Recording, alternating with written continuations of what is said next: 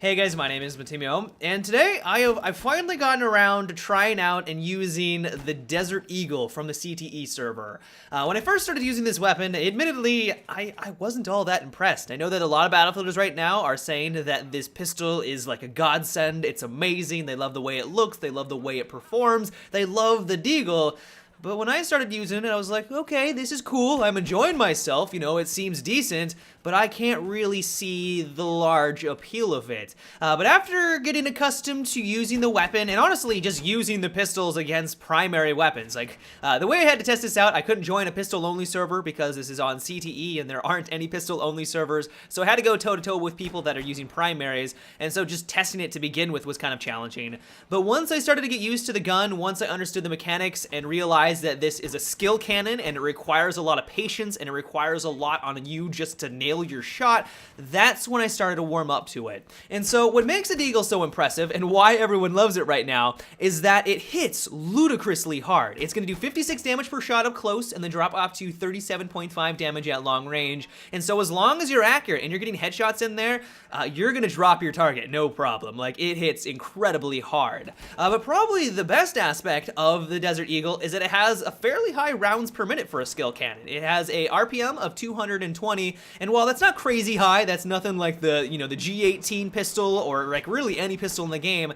Because this hits so hard, it's got such a high damage model, you compare that to the Magnum, you compare that to the Rex, this is on the high end of that scale. And so if you want to get a lot of rounds down range, or if there's someone like directly in front of you and you just need to spam the trigger finger to take him out really quickly, you're gonna have the RPM to do that. The downside of it though is that it does have a fairly lengthy reload time if you compare it to most pistols in the game, where its short reload time is gonna take you 2.75 seconds to go through the animation, and its long is gonna take you 3.2 seconds. The discrepancy between the short and the long isn't that vast, and so if you want to get that extra round down range, you don't really have to worry about going through the long animation. It's basically both are going to take around 3 seconds. But if you compare this to most pistols in the game, this is fairly lengthy. Most pistols come in around 1.5 seconds for their animation. That being said though, if you compare this to the other skill cannons like the Rex or the Magnum, this is pretty fast. The Magnum, I didn't realize this, takes a staggering 4 seconds to go through the animation, and the Rex is going to take you 3.4 seconds to go through its short. So you compare it to most guns in the game or most pistols, it's on the high end, but you compare it to the other skill cannons, it's actually a little bit faster. But where we start to run into why this is a skill cannon and why this requires a lot of patience on the player and a lot of skill on the player to perform well with it is that if you were on the move, this is a gun that you were not going to perform very well with. The first time I started using it, I assumed I needed to stay moving. I assumed that, you know, I'm using a pistol, I need to make myself a harder target, and so staying on the move is the best way to handle that. And so I was ducking behind cover, I was peeking out, firing while moving, and because of that, I wasn't hitting anything. I was like, I'm directly shooting at their face. Why aren't the bullets landing? Like, they're only 25 meters in front of me. Why am I not getting any hit markers? And my first reaction, of course, was to blame something else. I assumed it was the netcode. I was thinking, like, God damn it, is the netcode worse right now? What did DICE do? Did they break Battlefield 4 once again? But then I looked at its stats and I realized, no, like, if you are on the move, you are moving and using basically any skill cannon in the game. It doesn't matter if you're using the Deagle, the Magnum, the Rex, the SW40, you're on the move with these weapons. Your aim down sight accuracy is going to go every single direction, and even if you are right on target, even if your crosshair is right on the enemy's forehead, it doesn't matter, the bullet is not going to go exactly where you want it to go. And so this was the biggest thing that I had to overcome when I first started using the Deagle. Like, when I usually use pistols, like, especially when I'm using like my trusty MP443, its aim down sight accuracy while on the move isn't really penalized all that much. Like, you can still be moving, you can make yourself a harder target, you can duck behind cover, and that's what I assumed I had to do with the Deagle, especially when I'm going against people that are using primary weapons, and I already have an inherent disadvantage. And so if you are going to use this weapon, just keep that in mind. Like, when I first started using this gun, admittedly, I didn't have a whole lot of experience with like the Magnum or the Rex or anything like that, so I didn't really understand how skill cannons worked,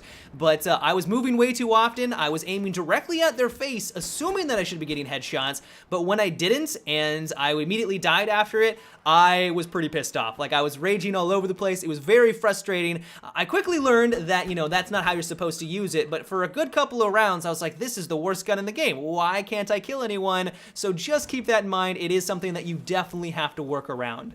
As for its recoil numbers, it's got a very high vertical. Basically, all of the skill cannons do. It's got a vertical of 2, and then a left kick of 0.3 and a right of 0.3.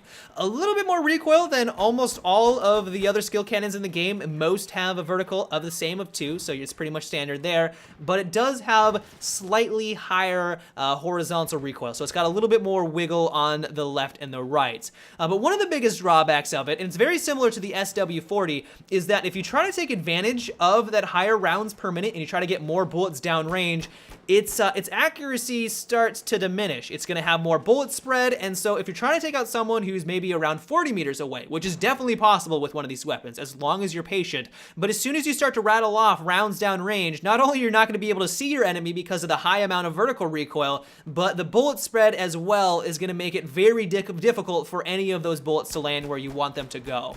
And so this is actually where I wanted to sort of compare why you might want to use the Deagle over something like the Magnum, because right now people are claiming that the Deagle is the best pistol in the game. They're all on the hype train. They're saying that it's phenomenal, and while I definitely get where they're coming from, like, it is an amazing weapon, it's still got its strengths and weaknesses. Like, it still has its hindrances, and, you know, while in some circumstances it might beat out the Magnum, I still feel like the Magnum has its place in the game. I also think like the SW40 and the Rex also have their place in the game. And so what makes the Deagle amazing is that it has a higher rounds per minute, and so as long as you are within about, you know, 10 meters of your target, you have a lot of killing potential right there. Like, if someone rounds the bend, you can rattle off just an incredible amount of firepower at them, and you're going to be able to drop them very quickly. Yes, you're going to still have to deal with a lot of bullet deviation. Yes, there's still a lot of recoil that you're going to have to compensate for, but if they're within 10 meters, it's not really going to have to matter all that much. Like, your bullets are going to go, you know, reasonably where you want them to go. You got a really large target to deal with, and so within about 10 to 15 meters, the Deagle is simply amazing. But the further and further out the target goes, let's say about 30 meters away or 40 meters away, that's where the power of the weapon really starts to diminish. What's amazing about the Magnum is that it is incredibly accurate, especially when compared to the Desert Eagle, and so what makes it fantastic is that while, sure, up close you're not able to kill someone as quickly as the Deagle, but the further out the target goes, like 30 or 40 meters away, you're going to have the accuracy to get those headshots. Like, if you want a pistol that has some long-range sniping potential,